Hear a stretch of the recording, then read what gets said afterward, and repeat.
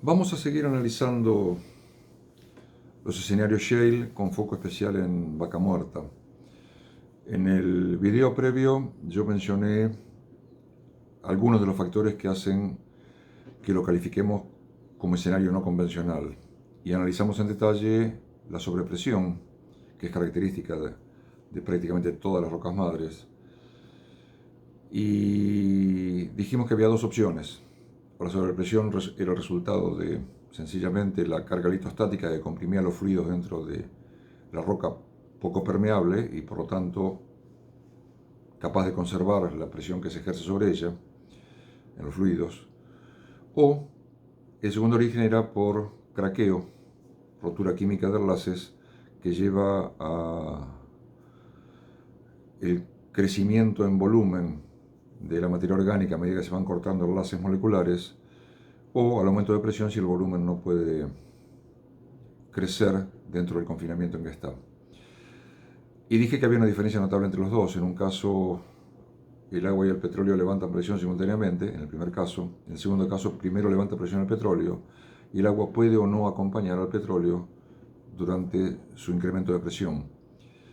Si no hay forma de eliminar el agua, por supuesto el agua acompaña al petróleo. Pero si el agua puede escaparse del sistema, la sobrepresión hace que migre hacia las zonas de menos presión. Al comienzo la fase orgánica no es continua, entonces no puede escaparse. En cambio el agua sí, por supuesto, puede escaparse porque todo el subsuelo tiene continuidad. Hay sellos, hay zonas de baja permeabilidad, pero en tiempo geológico se puede producir la inmigración y eliminación de agua. No dije si se podía diferenciar entre un método y otro, ahora lo vamos a analizar eso. Si el escenario es el segundo, nos encontramos frente a una diferencia de presión entre las fases. Y eso es básicamente, por definición, lo que llamamos presión capilar. Dos fluidos a diferente presión dentro de un mismo medio poroso. En el caso, habíamos visto también que la mojabilidad del querógeno era el petróleo y la mojabilidad en la arcilla era el agua. Pero, si el hidrocarburo se está expandiendo, llega un momento que excede el volumen original del querógeno y comienza a invadir su entorno. El entorno habitualmente es la matriz mineral. Y ese entorno, saturado en principio al 100% de agua, comienza a recibir la presión. Hasta que la presión se hace suficiente como para que el petróleo comience a desplazar el agua. Todo lo que hace falta es vencer lo que llamamos en los fenómenos capilares la presión umbral, la presión inicial necesaria para que la fase no mojante ingrese al medio poroso ocupado por la fase mojante. En reservorios convencionales eso pueden ser 2, 3, 10 libras, 20. En escenarios tight hablamos de centenas de libras y en escenarios Shale hablamos de miles de libras. Bueno, en ese escenario estamos. Las sobrepresiones permiten desaturar arcillas, no transformarlas en sedientas o en deshidratadas, que es un término poco feliz para la industria petrolera. Nunca hablamos de deshidratar una roca para llenar una trampa. Se la desatura, se saca el agua y entra el hidrocarburo, o el hidrocarburo desplaza el agua. Acá es exactamente lo mismo. O sea, no se deshidrata una arcilla si le estamos sacando el agua, de la misma forma que ocurre en los reservorios convencionales, pero a muchísima más presión. ¿Por qué? Porque los poros son mucho más chicos. ¿Tenemos las presiones? Sí, por supuesto las tenemos. Insisto, yo no había dicho cuál era de las dos formas de sobrepresión era la dominante. Todo indica que la dominante es la sobrepresión generada por rotura de enlaces químicos. Es la única forma de que el hidrocarburo escape a su entorno inicial, que es el propio gránulo o acumulación de materia orgánica, se haga continuo y pueda migrar posteriormente a reservorios convencionales. O sea, es inevitable que la materia orgánica levante presión. La pregunta es si es capaz de acumular esa presión en el sistema. Bueno, la materia orgánica, diría no hay duda, hasta que se hace continua y puede escaparse del sistema. Y hasta que logra eso, se genera una especie de micromigración desde el querógeno hacia el entorno, las arcillitas que rodean al quirógeno desplazando agua. O sea, si no se produjera el desplazamiento de agua, yo había dicho que el agua tiene dos opciones: o acompaña al hidrocarburo cuando levanta presión o se escapa del sistema. Si acompaña el hidrocarburo, levanta presión junto con él, quiere decir que nunca se produce una diferencia de presión suficiente como para que el petróleo desplace al agua de la matriz mineral.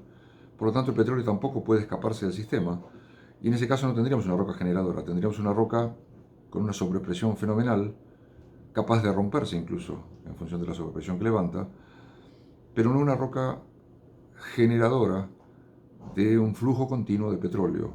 Tendría sencillamente generaciones individuales de petróleo. No es el caso. Cuando uno explota, y actualmente lo sabemos con mucha certeza, escenario shale, el hidrocarburo es continuo. Por lo tanto, la única forma que eso puede ocurrir es que el hidrocarburo, en su incremento de presión, no solo sobrepresurice al agua que está cercana, sino que además la expulse del sistema. Y justamente es esa expulsión, pero por presión, no por algún fenómeno extraño a nuestra industria y a nuestros conocimientos, desatura la roca, no la deshidrata, no la torna sedienta, sencillamente la desatura a niveles que resulta sorprendente la primera vez que uno los encuentra. Como dije, puede haber un 30% de agua en una arcilla que habitualmente en un reservorio convencional está al 100% de agua. Pero eso conlleva a un fenómeno más que interesante, que es que lo que habitualmente lo mencionamos pero no lo incorporamos con todo su peso, es que realmente las dos fases están a diferente presión. Si el agua pudo escaparse, como efectivamente hizo del sistema, es muy probable que esté a una presión muy cercana a la hidrostática, y que el único que tenga sobrepresión, como mencioné en el video previo, sea la fase orgánica. ¿Eso qué significa? Que cuando aparece agua disponible al momento de iniciar la explotación, cuando la propia fractura hidráulica aporta la fase acuosa, de repente las fuerzas capilares que estuvieron generando una curva de drenaje durante millones de años, eliminando la fase mojante de la matriz mineral, de repente esas mismas fuerzas capilares están dispuestas a recuperar el agua mediante procesos de imbibición. ¿Con qué intensidad? Bueno, del mismo orden de los miles de PSI o los cientos de kilos con lo que primeramente fue expulsada el agua. El proceso de imbibición completa un ciclo donde la fase mojante se expulsa a alta presión y después, cuando la fase mojante reaparece en el sistema, intenta recuperar su condición original. Ya lo vimos con papel absorbente. El fenómeno es espontáneo, pero no es espontáneo con unas pocas libras, es espontáneo con miles de libras. A tal punto que ni siquiera hace falta que el agua que esté en contacto con la roca deba estar a la presión o mayor que la del hidrocarburo. Para que el agua ingrese espontáneamente al medio poroso tiene que estar a mayor presión que el agua en el medio poroso. ¿Qué significa esto?